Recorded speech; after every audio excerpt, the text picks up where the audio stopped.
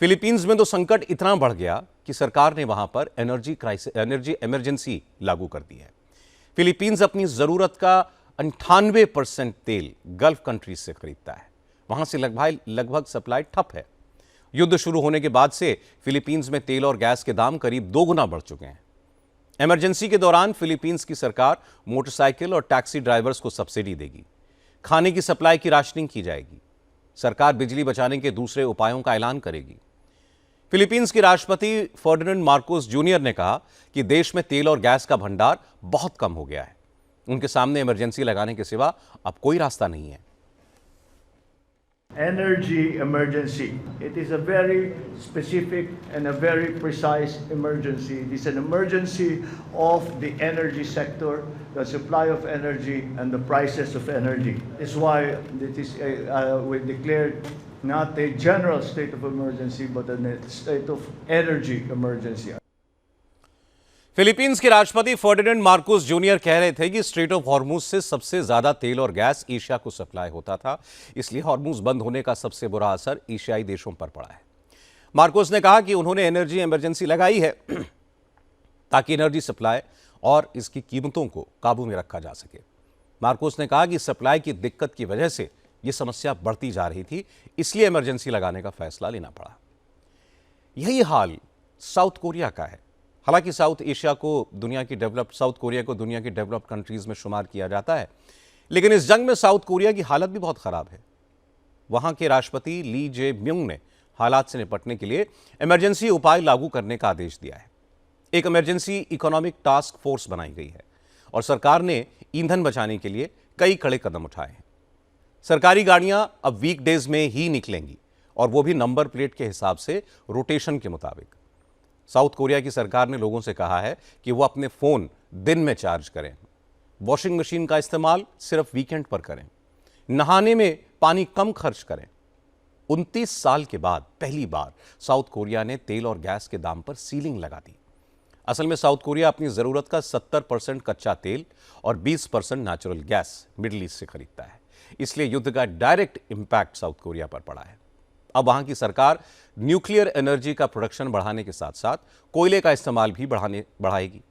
हालांकि south Korea के पास 2 महीने का पेट्रोलियम रिजर्व है, लेकिन जंग कब खत्म होगी, क्रूड ऑयल की सप्लाई रेगुलर कब होगी, ये किसी को नहीं मालूम। इसलिए साउथ कोरिया ने एहतियातन ये कदम उठाना शुरू किया है। ईस्ट एशिया के दूसरे देशों की हालत भी जान लीजिए। थाईलैंड में सरकार ने लोगों से कहा है कि सूट बूट छोड़ें, हल्के कपड़े पहनें ताकि एसी की जरूरत कम पड़े। अगर एसी का इस्तेमाल करना पड़े तो टेम्परेचर 26-27 डिग्री सेल्सियस पर रखें ताकि बिजली की खपत कम हो। थाईलैंड की सरकार ने कर्मचारियों को लिफ्ट की बजाय सीढ़ियों का इस्तेमाल करने का आदेश दिया है। इसके अलावा थाईलैंड की सरकार 1973 के ऑयल शॉक के दौर के इमरजेंसी स्टेप्स उठाने पर भी विचार कर रही है। इससे थाईलैंड में पैनिक है। पेट्रोल पंप्स पर लंबी लंबी कतारें देखी जा रही हैं। हालांकि थाईलैंड की सरकार ने भरोसा दिया है कि देश में 90 से 100 दिनों का पेट्रोलियम रिजर्व मौजूद है।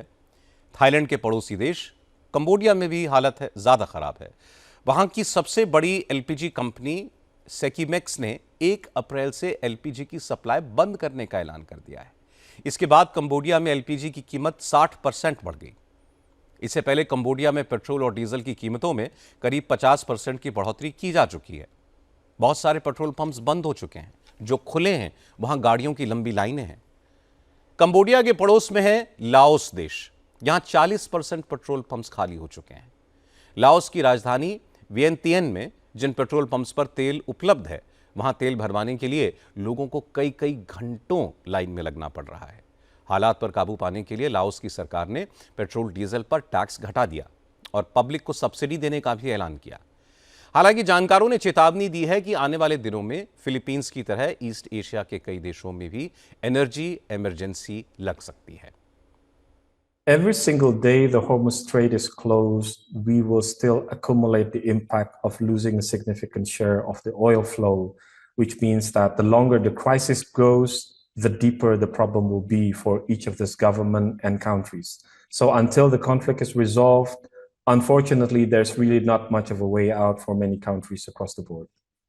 I think the Philippine government is trying to send a broader signal that the situation is indeed an emergency to the broader stakeholders, the public and the businesses.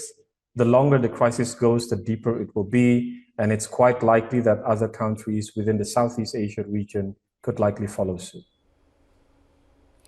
Indonesia के energy expert पुत्रा अधिगुना कह रहे थे कि जिस तरह Philippines ने energy emergency लगाई है, उसे देखते हुए लाओस, वियतनाम, थाईलैंड, मलेशिया जैसे साउथ ईस्ट एशिया के दूसरे देश भी एनर्जी क्राइसिस की वजह से इमरजेंसी लगा सकते हैं, क्योंकि स्ट्रेट ऑफ हॉर्मुज बंद होने से इन देशों को गैस और तेल की सप्लाई करीब करीब ठप हो चुकी है और दूसरे सोर्सेज से गैस और तेल खरीदने में वक्त लगेगा।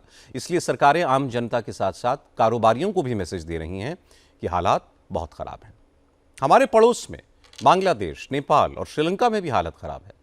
बांग्लादेश में बहुत से पेट्रोल पंप्स तेल की कमी की वजह से बंद हो गए हैं। बांग्लादेश ने जेट फ्यूल की कीमत 80% बढ़ा दी है और डीजल की सप्लाई नॉर्मल करने के लिए भारत से मदद मांगी है। नेपाल में तो हालात ये है कि एलपीजी की भारी कमी के कारण लोग कोयले और लकड़ी से खाना बनाने को मजबूर हैं, जिसके बाद नेपाल ने एलपीजी की राशनिंग शुरू कर दी है। पहले से इकोनॉमिक क्राइसिस झेल रहे श्रीलंका के लिए यह युद्ध एक नई मुसीबत लेकर आया है। श्रीलंका में तेल और गैस की भारी कमी है। तेल और गैस के दाम करीब 30% बढ़ा दिए गए। पावर सप्लाई में 25% कटौती की जा रही है। स्ट्रीट लाइट्स बंद कर दी गई हैं। सरकारी अधिकारियों से कहा गया है कि एसी की बजाय पंखे चलाएं। प्राइवेट कंपनियों से वर्क फ्रॉम होम का नियम लागू करने को कहा गया है। पेट्रोल, डीजल और बिजली बचाने के लिए श्रीलंका की सरकार ने वीकडे में एक छुट्टी और बढ़ा दी। बुधवार को पब्लिक हॉलिडे घोषित कर दिया है। हालांकि श्रीलंका के लिए राहत की एक बात यह है कि वहां जरूरत की आधी बिजली कोयले से बनती है। श्रीलंका ने कोयले का इस्तेमाल और बढ़ाने का फैसला किया है।